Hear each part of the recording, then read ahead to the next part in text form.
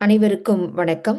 வல்லின சிறகுகள் ஒரு துளி கவிதை இணைந்து வழங்கும் மறையவில்லை மகாகவி தொடர் 3. மகாகவி நூலழகு இசையமைக்கும் இமை அசைப்புகள் என்ற தலைப்பில் தன்னுடைய கருத்துக்களை நம்மோடு பகிர்ந்து கொள்ள இருக்கின்றார் கவிஞர் வித்யா மனோகர் அவர்கள், புதுச்சேரியிலிருந்து. வணக்கம் தோழர். அனைவருக்கும் அன்பான வணக்கம். இதே வாரமலர் நிகழ்வில் நாம் பல உரைகளை வழங்கியிருக்கிறோம். மகாகவி தமிழன்பன் ஐயா குறித்த உரைகள் பலவற்றை நாம் நிகழ்த்தி இருக்கிறோம். ஐயாவினுடைய கவிதைகளையும் அவருடைய பல்வேறு நூல்கள் குறித்த உரைகளை வழங்கியிருக்கிறோம். நானும் தொடர் நிகழ்வில் பங்கேற்றிருக்கிறேன். ஐயாவுடைய பல்வேறு பாடுபொருள்கள் குறித்த உரைகளை வழங்கி இருக்கிறேன். ஆனால் அப்போது இருந்த மனநிலை இப்போது இல்லை. ஐயா அவர்கள் நம்மோடு இல்லை. இருந்தாலும் அது காலத்தின் கட்டாயம் என்பதை நான் புரிந்து கொண்டு இன்று உங்களோடு இணைந்திருக்கிறேன். தன் வாழ்வை அழகிய கவிதையாக வாழ்ந்து நிறைவு செய்து நம் உள்ளங்களில் நீங்காமல் நிறைந்திருக்கும் மகாகவி ஈரோடு தமிழன்பனார் நினைவுகளை போற்றும் மறையவில்லை மகாகவி என்னும் இத்தொடரில் உங்கள் அனைவருடனும் இணைவதில் மகிழ்கிறேன். கடந்த சில ஆண்டுகளாக மகாகவியின் கவிதைகளுடன் புழங்கிய அனுபவம் மற்றும் மகாகவியின் கவிதைகள் என்னுள் ஏற்படுத்திய தாக்கம், அக்கவிதைகள் எங்கிருந்து துளிர்க்கின்றன என்ற வியப்பில் அவற்றின் ஆழத்தை கண்டுணர நான் தேடிச் சென்ற நூல்களிலிருந்து எனக்கு கிடைத்த புரிதல்கள் ஆகியவற்றை பகிர்ந்து கொள்ள வேண்டிய கடமை எனக்கு இருப்பதாகவே நான் உணர்கிறேன். ஆகவே மகாகவியின் கவிதை வாழ்வு குறித்த சில செய்திகளோடு இந்த உரையை தொடங்கலாம் என்று நான் நினைக்கிறேன். மகாகவி தன் கவித்துவ மேன்மையினால் நம் கால வரலாற்றை தொட்டு செல்கிறார். மார்க்சின் மேன்மையை அவர் பேசுகிறார். மாவோவை, ஏங்கல்ஸை குறித்து மிக தெளிவாக ஐயா நிறைய கவிதைகளில் பேசியிருக்கிறார்கள். ஒடுக்கப்பட்டவர்களுக்காக எப்போதும் தன் குரலை உயர்த்துபவராக மகாகவி தமிழன்பன் இருக்கிறார். ஆகவேதான் தமிழ் கவிதையில் ஒரு சாதனையாளர் என்று தமிழன்பனாரை ஆகச் சிறந்த திறனாய்வாளர் கோவை ஞானி அவர்கள் குறிப்பிட்டுள்ளார். மேலும் அவர் தமிழன்பன் கவிதைகளில் அதிக அழுத்தத்தோடு இன்று வரலாற்று வளர்ச்சிக்கு தேவைப்படுகிற ஒரு புதிய மனிதன் பற்றிய படிமம்தான் எடுப்பாக தெரிகிறது. நிலத்தோடும் நீரோடும் வரலாற்றோடும் தன்னை வளர்த்து கொள்கின்ற அந்த மனிதன்தான் கவிதைகளுக்கு நாயகன். இன்று உலக அளவிலான வரலாற்று சூழலில் இருந்து அந்த மனிதனைத்தான் நாம் எடுத்து நிறுத்த வேண்டியுள்ளது. அவன் மார்க்சின் மனிதன், பெரியாரின் மனிதன், தமிழ் இலக்கணத்தின் மனிதன், எல்லாவற்றையும் புரட்டி பார்க்கிற புதுமை படைக்கிற மனிதன், நம்முடைய லட்சிய மனிதன். தமிழன்பன் கவிதைகள் இந்த லட்சிய மனிதனையே குறியாக வைத்து இயங்குகின்றன. இதனால் இவரது கவிதைகள் ஒளியோடும் வீச்சோடும் திகழ்கின்றன. ஆழமாக தோண்டுபவன் தான் புதிய ஊற்றுகளை கண்டறிவான், புதிய சக்திகளை பெறுவான். தமிழன்பனும் தம்மை ஆழமாக தோண்டுகிறார். ஆகவே இவரது கவிதைகள் புதிய வீச்சுகளை எப்போதும் கொண்டிருக்கின்றன என்று 1998 கோவை ஞானி அவர்கள் பதிவு செய்துள்ளார். மகாகவியின் படைப்புகளை உள்ளார்ந்து வாசிப்பவர்கள் நிச்சயம் இதனை உணரக்கூடும். இந்த நூல் குறித்த என்னுடைய பார்வை இப்போது. இசை அமைக்கும் இமை அசைப்புகள். விரல் பிடித்து நடைபழகும் மழலை ஒன்று தன் பிஞ்சு விரல்களால் சோற்று பருக்கைகளை பிசைந்து தன் தாய்க்கு ஊட்டி விடுவதை போல அன்பு மிகு மனத்துடன் தமிழன்பனார் கவிதைகளை பற்றி பேச உங்களோடு நான் இணைந்திருக்கிறேன். மகாகவியின் கவிதைகளுக்குள் நுழைந்து அதில் வாழ்ந்து நான் பெற்ற இன்பத்தை உங்களுடன் அழகாக பகிர்ந்து கொள்ள முடியும் என்று நான் நம்புகிறேன். வள்ளியம்மையின் மைந்தனை, செந்தமிழ் கவியை, ஜெகதீசனை, கவி வானில் கானம் பாடிடும் வானம் பாடியை, அள்ள குறையாத கல்வியை சொல்லிக் கொடுத்திட்ட நம் மலையமானின் ஒரு கவிதையை பற்றி பேசுவதற்கே அரை மணி போதாது என்றால் ஒரு நூலை பற்றி பேச என்னால் எப்படி இயலும்? இருந்தாலும் ஒரு சிறிய முயற்சியாக நான் இதனை தொடர்கிறேன். கம்பராமாயணத்தில் ஒரு பாடல் வரும். வெய்யோன் ஒளி தன்மேனியின் விரிசோதியின் மறைய, பொய்யோ எனும் இடையாளோடும் இளையானோடும் போனான் மையோ மரகதமோ மறிகடலோ மழைமுகிலோ, ஐயோ இவன் வடிவென்பது ஒரு அழியா அழகுடையான் என்று கம்பர் ராமனுடைய அழகை இன்னதென்று சொல்ல முடியாமல் திணறி போவான் போலவே மகாகவியினுடைய கவிதைகள், அதில் இருக்கக்கூடிய அழகுகளை இப்படி என்று சொல்ல முடியாமல் நானும் திணறி போகிறேன். அதே ஒரு உணர்வோடு தான் இந்த உரையை நான் தொடங்குகிறேன். இனி இசை அமைக்கும் இமை அசைப்புகள் என்ற தித்திப்பு திடலுக்குள் நாம் நுழைவோம். 1984 முதல் காதல் தொகுப்பான நிலா வரும் நேரம் படைத்த நம்முடைய மகாகவி 2019 மீண்டும் ஒரு காதல் தொகுப்பு அளித்திருக்கிறார். அன்றிருந்த அதே காதல் அவருக்கு இன்றும் குறையவில்லை. இந்நூல் புதுச்சேரி ஒரு துளி கவிதை வெளியீடாக 2019 வெளிவந்துள்ளது. தலைப்புக்கு ஏற்றபடி அழகான வடிவமைப்புடன் இந்த அட்டைப்படம் அமைந்திருப்பது கூடுதல் சிறப்பு. பேராசிரியர் என் ராமச்சந்திரன் அவர்கள் அர்த்தச்சரிவான மிக அழகான ஒரு ஆய்வு நோக்கில் இருக்கக்கூடிய அணிந்துரையை அளித்திருக்கிறார். இந்த நூலை கவிஞர் அகன் அவர்கள் ஆங்கிலத்தில் மொழிபெயர்த்திருக்கிறார். முதலில் ஓரிரு கவிதைகளை கைபேசியில் பதிவு செய்து மகாகவி தன் கவிதை மகன் அகனுக்கு அனுப்ப அவர் அக்கவிதைகளை வாசித்துவிட்டு, அப்பா, கவிதைகள் மிகவும் அருமையாக உள்ளன, பண் அமைத்து பாடலாம் போல உள்ளது, இன்னும் எழுதுங்கள் என்று ஊக்கப்படுத்தியிருக்கிறார். முதல் கவிதையை மொழியாக்கம் செய்து அந்த முயற்சியில் வெற்றி பெற்றதை தொடர்ந்து 22 கவிதைகள் கொண்ட தொகுப்பாக இந்த நூல் வெளிவந்துள்ளது. இசை அமைக்கும் இமை அசைப்புகள் என்ற இந்த நூல் நம் மகாகவி அவர்கள் முன்னுரையில் குறிப்பிட்டிருப்பது போல வயதுகளில் உணர்ச்சி பொங்கும் காலத்து அனுபவங்களின் நிழலில் பிறந்தவை அல்ல. பரிமாணம் பிரிதாய் வாழ்வை நகர்த்தும் உயிர்ப்பின் ஒளி மிகு தருணங்களில் மடைமாற்றம் பெற்ற நுகர்வு பதிவுகளே இக்கவிதைகள். இத்தொகுப்பை வாசிக்கும் ஒவ்வொருவராலும் நிச்சயம் இதனை உணர முடியும். இந்த நூல் வெளிவந்த ஓரிரு நாள்களில் நான் அதனை முழுமையாக படித்தேன். படித்தேன் என்று மட்டுமே சொல்ல முடியும், முடித்தேன் என்று சொல்ல இயலாது. ஏனெனில் இன்று வரை என்று எடுத்தாலும் ஒவ்வொரு நாளும் புதிய புதிய பரிமாணங்களில் இக்கவிதைகள் மிளர்கின்றன. தொகுப்பை வாசித்தவுடன் மகாகவி அவர்களுக்கு பதிவு ஒன்றை நான் அனுப்பினேன். கவிதைகளை அனுபவித்து பத்தி பத்தியாக நான் எழுதி அனுப்பியவற்றை மகாகவி அவர்கள் படித்துவிட்டு 10 சொற்களில் பதில் அனுப்பியிருந்தார்கள். என்னுடைய அனுபவத்தை சொல்வதற்கு எனக்கு பல சொற்கள் தேவைப்பட்டன. ஆனால் ஒரு மகாகவிக்கு தன்னுடைய படைப்பின் சாராம்சத்தை சொல்வதற்கு ஒரு சில சொற்களே தேவைப்பட்டன. ஒரு மகாகவிக்கும் சாமானியனுக்கும் இருக்கக்கூடிய அந்த இடைவெளியை அன்றுதான் நான் புரிந்து கொண்டேன். மகாகவி அளித்த பின்னூட்டத்தை உங்களோடு பகிர்ந்து கொள்கிறேன். இந்த நூலுக்கு தொடர்புடையது என்பதால் அதனை நான் இங்கு பதிவு செய்கிறேன். வரிகள் அருமையம்மா, சொல்ல போயின் வரம்பு வைக்கும் அன்பு, வரம்பு கடக்கும் அருள் எல்லாமே காதலின் வண்ண விசித்திர கோலங்களே. உயிர்குல இயக்கம் என்பது உடல் சார்ந்தது மட்டுமல்ல, அதனை கடப்பதும் கூடத்தான். வாழ்க கவிதை நெஞ்சம். இப்படி முடித்திருந்தார் ஐயா. போலவே இந்த நூலில் உள்ள கவிதைகளில் நிரம்பி வழியும் காதல் உடல் சார்ந்தது அல்ல. வார்த்தைகளுக்குள் அடக்க இயலாத பேரன்பையும் மெய்ஞானத்தையும் தெளிவுற பேசும் கவி மனத்தின் வெளிப்பாடுகளே அவை. 86 அகவையிலும் நம் மகாகவி காதல் கவி எழுதுகிறார். அக்கவிதைகள் எல்லாம் நம்மை ஞானத்தை நோக்கி இட்டு செல்கின்றன என்றால் பின்னால் இருந்து இயக்கி கொண்டிருக்கும் அந்த பேரன்பை நாம் போற்ற வேண்டும். மகாகவியின் துணைவியார், அமைதியின் வடிவமாக, அன்பின் இருப்பிடமாக விளங்கும் சாந்தகுமாரி அம்மாவை இந்நேரத்தில் நான் வணங்கி மகிழ்கிறேன். இந்நூலுக்குள் நுழைவதே பேரானந்தம். நீண்டதொரு இடைவெளிக்கு பின் மகாகவி காதல் கவி எழுதியிருக்கிறார். தந்தை எழுதும் காதல் வரிகளை வாசிக்க காத்திருக்கும் மகளின் மனநிலையில் நான். கவிதை எப்படி இருக்கும்? வார்த்தைகளை பிழிந்தால் காதல் வழியுமா? முதிர்ந்த காதல் கவிதையாய் உதிருமா? அர்த்த வரிகள் எனக்கு புரியுமா? 1000 வினாக்களுடனும் வாசிக்கும் ஆவலுடனும் நான். உன்னை எதிர்பார்த்து எனது இருதை மூச்சு சுவாசப்பைக்கு நன்றி அறிதலை நிகழ்த்தி கொண்டிருந்தாலும் நான் காத்திருப்பேன். உயிர்காதலின் உச்சம் தொட்ட இவ்வரிகளின் மிச்சங்கள் இங்கிருக்குமோ?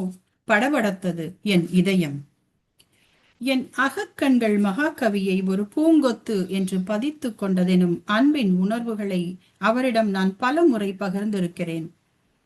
அந்த பூங்கொத்தில் இருந்த நிரம்பி வழியும் தீன் தமிழையும் தெவிட்டாத அதன் சுவையையும் மலர்களின் வண்ணங்களையும் வாசத்தையும் என் 4 நூற்றாண்டு காதலையும் துணைக்கு அழைத்து கொண்டு கவிதைகளுக்குள் நுழைகிறேன். இசை அமைக்கும் இமை அசைப்புகள். தலைப்பை வாசிக்கும் போது இதயம் மெல்ல அசைந்து காதலை நிரப்பிக்கொள்ள தன்னை தயார் செய்கிறது. புரள்கின்றன பக்கங்கள் என் மனமும். இப்படி நீள்கிறது ஒரு கவிதை. பார்ப்பதும் பார்க்காமல் போவதும் உன் விருப்பம், உன்னையே பார்த்து கொண்டிருப்பது என் தவம். பேசுவதும் பேசாமல் போவதும் உன் விருப்பம், உன்னையோர் நிழலாய் தொடர்வது என் சுகம்.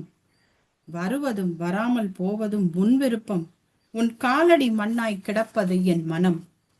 தொடுவதும் தொடாமல் போவதும் உன் விருப்பம், உன் உடல் தொட்டதை தொடக்கொடு சம்மதம். இவ்வாறு முடிகிறது இந்த கவிதை. மிக மிக அழகான கவிதை இது. துளிர்த்து தழைத்து பழுத்த இலையிலும் ரேகைகள் அழுத்தமாய் படர்வது எவ்வளவு அழகோ, அது போலவே அதிகாரம் கடந்த காதல் அன்பில் அடங்கி கிடப்பது பேரழகு. அப்படி அடங்கி கிடக்கும் மனத்தால் மட்டுமே நேசிப்பவரின் காலடி மண்ணாக கிடக்க முடியும், நிழலாய் தொடர முடியும். இப்படியானது ஒரு காதலை பிழிந்து தர நம்முடைய மகாகவியால் மட்டுமே முடியும். 1984 வருவதும் வராததும் உன் விருப்பம், உன் வருகைக்காக காத்திருப்பது என் தவம் என்று எழுதிய மகாகவியிடமிருந்து 2019 மீண்டும் இப்படி ஒரு அன்பு ததும்பும் கவிதை வரமாக நமக்கு கிடைத்திருக்கிறது என்றால் அது மிகையல்ல.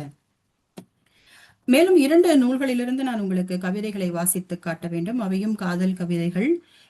சிலிர்ப்புகள் என்ற நூலிலிருந்தும் கதவை தட்டிய பழைய காதலி என்ற நூலிலிருந்தும் கவிதைகளை நான் வாசிக்கிறேன். நம்முடைய எரிதழல் நூலிலிருந்து தான் இந்த கவிதைகளை நான் உங்களோடு பகிர்ந்து கொள்ள இருக்கிறேன். ஒன்று வசன கவிதையாகவும் மற்றொன்று மரபு கவிதையாகவும் மகாகவி படைத்திருக்கிறார். இப்பொழுது சிலிர்ப்புகள் நூலிலிருந்து கவிதை. மலை மூங்கிலாக இருந்த என் உயிரை நீதான் ஒரு புல்லாங்குழலாக்கினாய். உதட்டு முத்தமிட்டு சங்கீத பெருக்கை உற்பத்தி செய்தாய். உன் இளம் பருவ இனிய வேட்கைகளை எல்லாம் என்னுள் நீ இசையாக விதைத்தாய். உற்றெடுத்த ஓசை கேட்டு என் உள்ளம் உன்மத்த நிலையை ஒழித்து புத்துணர்வில் குளித்து இளமை பொலிவை ஏந்தி கொண்டு உன்னை பாராட்டி பரிசு தர வேட்கையுற்று எழுந்தது. நீயோ புல்லாங்குழலை புழுதியில் எரிந்துவிட்டு ஓடிவிட்டாய். நான் துடிதுடித்துக் கொண்டிருக்கிறேன். ஆவலற்று கிடந்த என்னுள் ஆவலை தூண்டிவிட்ட நீயே அதனை அழித்தொழிக்கவும் விரும்புவது எதனால் என்று எனக்கு புரியவில்லை. நீ எழுப்பிய பண்ணை, நீ எழுப்பிய தீவிய பண்ணை வேறு எவராலும் இனி என்னால் எழுப்ப முடியாது. நீ எழுப்பிய பண் சாகவில்லை, காற்றிலே கனிந்து கலந்திருக்கிறது. புழுதியிலே கிடந்த போதும் பொலிவற்று கிடந்த போதும் காற்று என் உயிர் குழலில் புகும்போது நீ அன்று இசைத்த உன் வேட்கை பண் அதிலே மணலுள் பதுங்கியிருக்கும் மணியை போல பதுங்கி இருப்பதை நான் நன்றாக உணர்கிறேன். புழுதியில் கிடந்த வண்ணம் என் உயிர்குழல் யாரும் அறியாமல் கால ஆழியின் அடியே நொறுங்கி போகட்டும். அப்போதும் என் இறுதி மூச்சில் நீ இசைத்த பாடலின் ஓசை பரவியே இருக்கும். நான் வெறும் மூங்கிலாக இருந்து மடிவதை விட உன்னால் ஒரு முறை இசை எழுப்ப பெற்று புழுதியில் வீசி எறியப்பட்ட புல்லாங்குழலாய் இருப்பதிலேதான் பெருமை அடைகிறேன் என்று மிக அழகாக எழுதியிருக்கிறார்கள் ஐயா. இன்னொரு கவிதை, அற்புதமான கவிதை. கதவை தட்டிய பழைய காதலி அந்த நூலிலிருந்து நீ வா என்ற தலைப்பில் இருந்த ஒரு கவிதை. புன்னை மரச்சோலையிலே புதுநிலவு காய்கையிலே உன்னை எதிர்பார்த்திருப்பேன் உயிரே நீ வா. என் உளப்புலத்தில் வளர்காதல் பயிரே நீ வா. தென்றல் எனும் திருவுடையான் தேனருவி தனை தழுவும் முன்னிரவில் பார்த்திருப்பேன் முத்தே நீ வா. காதல் முழுக்காடி கழிக்க வென்றும் சொத்தே நீ வா. வண்டு முல்லை வாய்முத்தம் வாங்குகிற நள்ளிரவில் கொண்டாட்டம் போட்டிடலாம் குயிலே நீ வா. ஆசை கொம்பேறி நடமாடும் மயிலே நீ வா. தாத்தாக்கள் தூக்கத்தை தழுவுகின்ற முன்னிரவில் காத்திருப்பேன் உனக்காக கனியே நீ வா. ஈர கதை பொழிந்து கொதி படக்கும் பணியே நீ வா. பூத்துதிர்ந்த பூக்களை போல் பூவுலகம் துயில்கையிலே கூத்தாடி கழித்திடலாம் கொடியே நீ வா. கூடி கொலைகார தனிமை கொள்ளும் வெடியே நீ வா என்று அற்புதமாக ஐயா அவர்கள் கவிதைகள் படைத்திருக்கின்றார்கள். அதை உங்களோடு இந்த நேரத்தில் பகிர்ந்து கொள்வதில் எனக்கு மிகுந்த மகிழ்ச்சி. கலில் ஜிப்ரான் காதல் பற்றி மிக அழகாக பேசுவார். மேரி ஹாஸ்கலுக்கு அவர் எழுதிய காதல் கடிதம் ஒன்றில் இப்படி எழுதியிருப்பார். எனக்கு மிகவும் பிடித்தமான வரி, உன் கடிதங்கள் எனக்கு என்னவென்று சொல்லட்டுமா மேரி, அவை என்னுடைய ஆத்மாவிற்குள் ஆத்மாவை தோற்றுவிக்கின்றன என்று எழுதியிருப்பார். இங்கு உடல் சார்பில்லாத உளக்காதல் மிக நயமாக சொல்லப்பட்டிருக்கின்றது. இந்த நூலில் நம் மகாகவி அவர்களும் ஒரு கவிதையில் இப்படி சொல்கிறார், கரைகளை தொடவா நதிகள் நடக்கும், அது போலவே கைகள் தொடவா காதல் துடிக்கும், பதில் சொல்லேன் என்கிறார். அவர் பேசும் காதல் கைகளை தீண்டும் காதல் அல்ல, இதயத்தை தீண்டும் மெய்க்காதல் என்பதை நாம் உணரலாம். இன்னொரு கவிதையில், விழிக்கும் போது கனவுகள் தருவேன், எப்போது நீ இங்கே தூங்குவாய்? கரையோரம் நின்று படகொன்று தருவேன், எப்போது நீ நதி கடந்து வருவாய்? போகும்போது பூச்செண்டு தருவேன், எப்போது வருகை தருவாய்? திரும்பும் போது வசனமாய் திரும்பலாம், எப்போது கவிதையாய் வருவாய் என்று கவி மனத்தின் ஏக்கத்தை வடித்திருக்கிறார் மகாகவி. காதல் எனது பழக்கங்களை பறித்து கொண்டு கவிதையால் என்னை நிரம்பி வழியச் செய்தது என்று தாகம் கொண்ட மீனொன்றில் சூஃபிச மரபின் மகா ஞானி ரூமி எழுதியிருக்கும் வரிகளை இங்கு நான் நினைவு கூர்கிறேன். இந்த நூலின் 12வது கவிதையை வாசிக்கும் பொழுது ரூமியும் தமிழன்பனாரும் கைகோர்த்து கொண்டு நடந்து வருவதை போல ஒரு சிலிர்ப்பு எனக்குள் ஏற்பட்டது. இதோ அந்த கவிதை உங்களுக்காக. ஒரு சொட்டு மருந்தாக உன் பார்வை என் கண்ணில் விழுந்தது, முழுதாக இதயம் நோயின் கைக்கு மாறியது. ஒரு துளி அர்த்தமாக உன் சொல் என் செவியில் விழுந்தது, அறிவு முழுவதும் அடிமையாய் ஆனது. ஒரு கீற்று ஒளியாக உன் வருகை என் வாசலில் விழுந்தது, எனது இருப்பிடமே என்னை தொலைத்தது. ஒரு பரல் உலகாக உன் காதல் என் கைக்கு வந்தது, சிலம்பாக வாழ்க்கையே உடைந்து தெரித்தது. இந்த வரிகளை வாசிக்கும் போது மெய் சிலிர்க்கிறது. அடுத்ததாக, உயிர்காதலை இமயத்தில் ஏற்றி வைக்கக்கூடிய வரிகள், ஏற்றி வைக்கக்கூடிய கவிதை என்றால் நான் இதைத்தான் சொல்லுவேன். நான் அழிந்த போது முகம் மலர்ந்த ஞானமா நீ, எவ்வளவு ஆழமான அழகான அர்த்த செறிவு மிக்க, அர்த்த அடர்த்தி மிக்க சொற்கள். நான் என்ற அந்த தன் அகங்காரம், அது அழியும் போது பிறக்கின்ற ஞானமே உண்மையான காதல். இப்படி சொல்வதற்கு ஒரு மகா ஞானியால் மட்டுமே முடியும். காதல் உணர்வு பொங்கி பெருகிய நிலையில் கற்பனைகள் கூட்டி நிலாவரும் நேரம் அளித்த நம்முடைய மகாகவி 35 ஆண்டுகளுக்கு பிறகு இப்படி எழுதியுள்ளார். நான் இரவில்லை என்றாலும் விடியலாய் எனக்கு நீ தேவை, நான் மரணம் இல்லை என்றாலும் வாழ்வாக நீ எனக்கு தேவை என்று கனிந்திருக்கின்றன. ஐயாவினுடைய சொற்கள் இந்த கவிதையில் கனிந்திருக்கின்றன.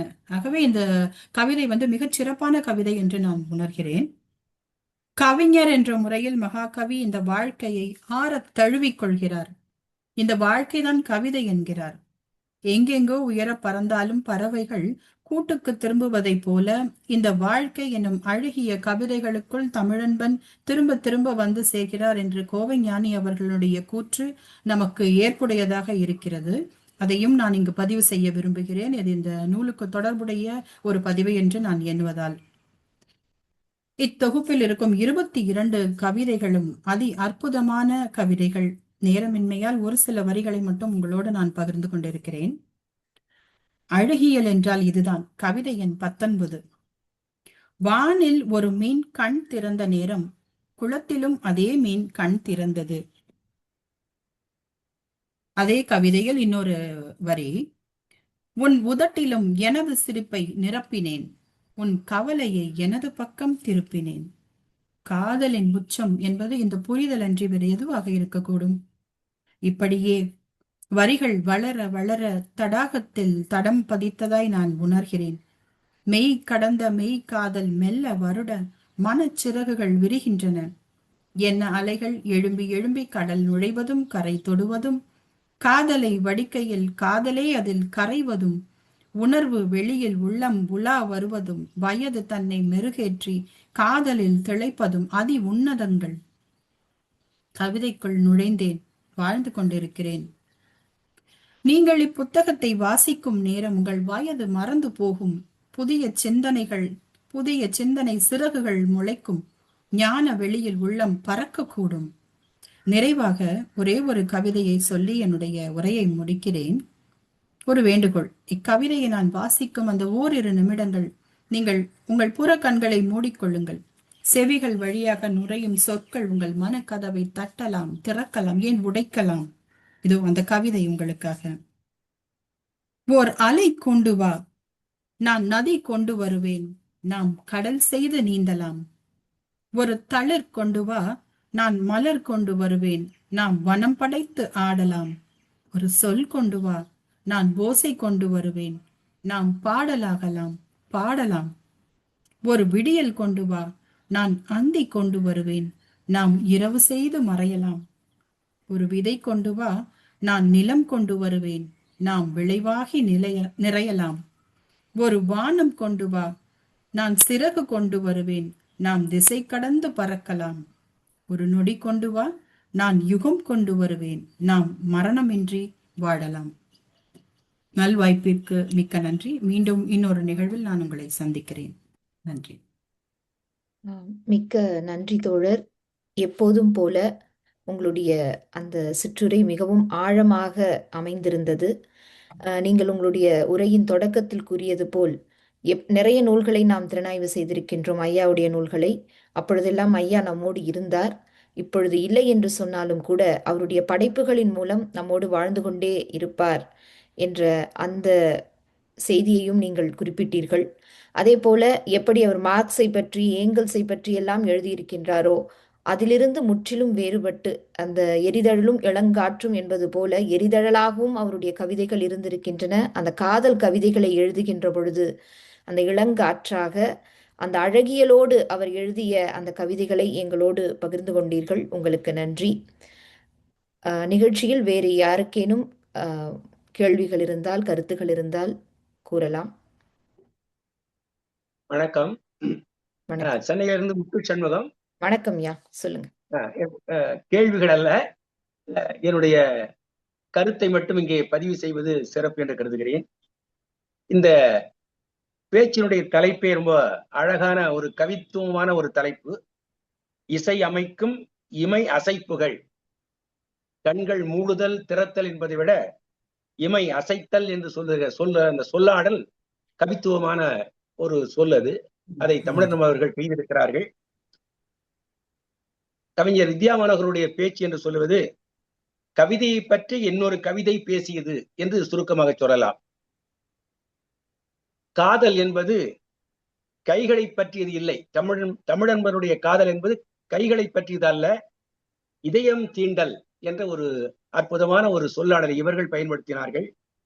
அன்பு, காதல் அது ஞானத்தை தேடியதாக போய்கொண்டிருக்கிறது என்ற ஒரு முதிர்ந்த காதலனுடைய பழுத்த நிலை இங்கே அழகாக பதிவு செய்து வைத்திருக்கிறார்கள். தமிழன்பனுடைய எல்லா கவிதைகளிலுமே ஒரு இடையறாத ஒரு மென்மையான காதல் இழையோடி கொண்டிருப்பதை நம்மாலே பார்க்க முடியும். பொதுவாக அப்படிப்பட்ட ஒரு அருமையான அந்த மிக ஆழமான அந்த கவிதைகளை மிக சுருங்கிய நேரத்திலே அழகாக வடித்திருக்கிறார்கள். அவர்களுக்கு எங்களுடைய நன்றி. உங்களுடைய கருத்துக்களை பதிவு செய்ததற்கு மிக்க நன்றி ஐயா. வேற யாருக்காவது கருத்துக்கள் இருக்குங்களா?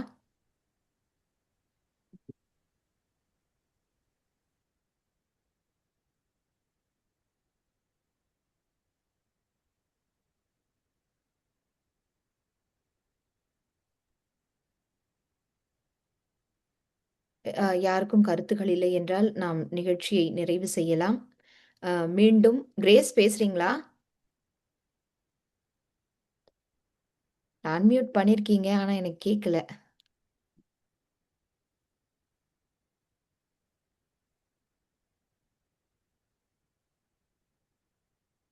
ஓகே, மறுபடியும் மியூட் போயிடுச்சு, பேசல. ஓகே, சரி. வணக்கம் தோழர். வணக்கம். இப்ப கேக்குது. ரம்யா. ரம்யா, சரி சரி, சொல்லுங்க. வித்யா மனோகர் வித்யாக்காவோட உரை ரொம்ப சிறப்பா இருந்தது. ஐயா சொன்ன மாதிரி தமிழன்பன் ஐயாவுடைய மற்ற கவிதைகள்லயும் காதல்ன்றது ஒரு பேரன்புன்றது இழையோடிக்கிட்டே இருக்கும்.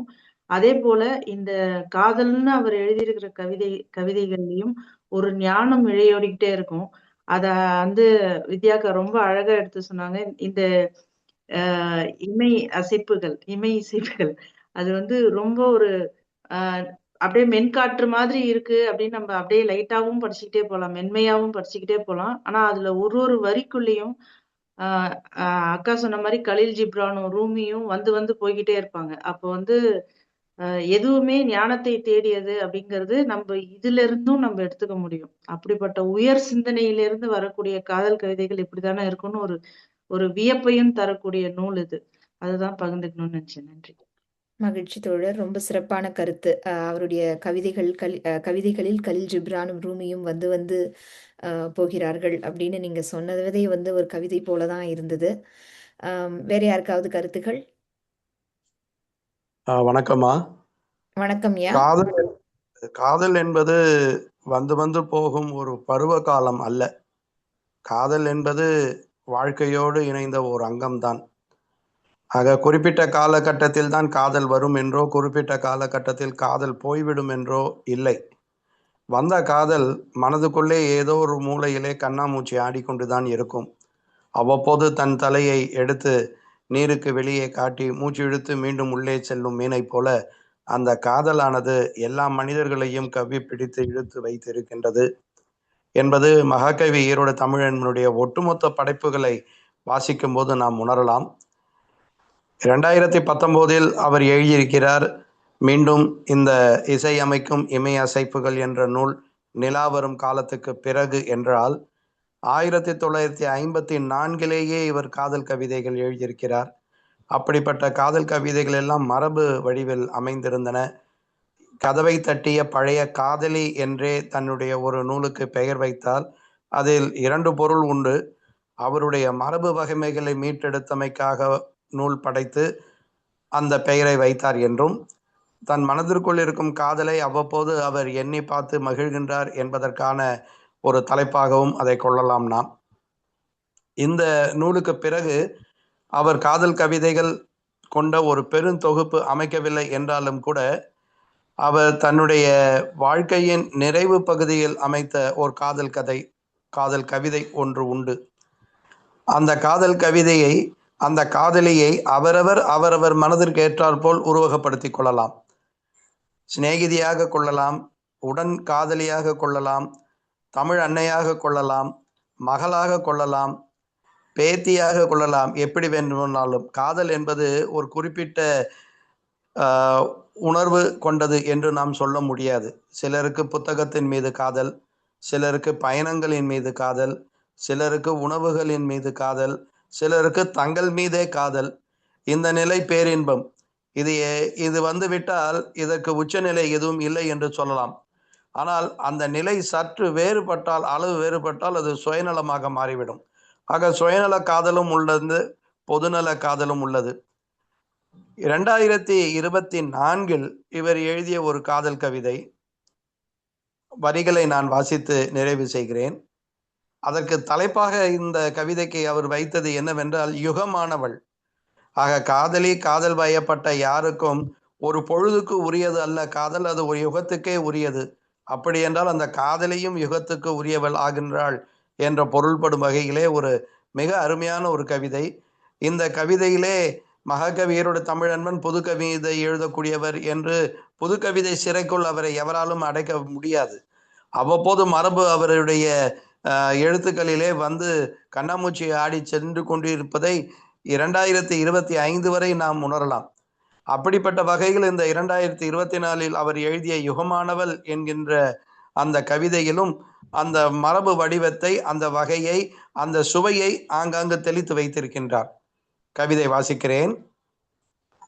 சொல்லென்றேன், பொருளென்றேன் நான் என்றால் என் முன் நின்று, நிலவென்றேன், ஒளி என்றேன் நான் என்றால் இரவாய் பூத்து, கண்ணென்றேன், கனவென்றேன் நான் கனவில் நிறமென்றால் சிரித்து, பண்ணென்றேன், பாட்டென்றேன் நான் கற்பனை என்றால் இசைத்து, பிறப்பென்றேன், இறப்பென்றேன் நான் வாழ்வென்றால் மலர்ந்து, காயமென்றேன், வலியென்றேன் நான் மருந்தென்றால் கசிந்து, காலை என்றேன், மாலை என்றேன் நான் காலமென்றால் விடிந்து, வெற்றி என்றேன், தோல்வி என்றேன் நான் விளையாட்டென்றால் நடித்து, திசைகள் என்றேன், தேசங்கள் என்றேன் நான் பேரன்றம் என்றால் விரிந்து, கை அசைப்பென்றேன், காலடி வைப்பென்றேன் நான் தாவும் யுகம் என்றால் பறந்து.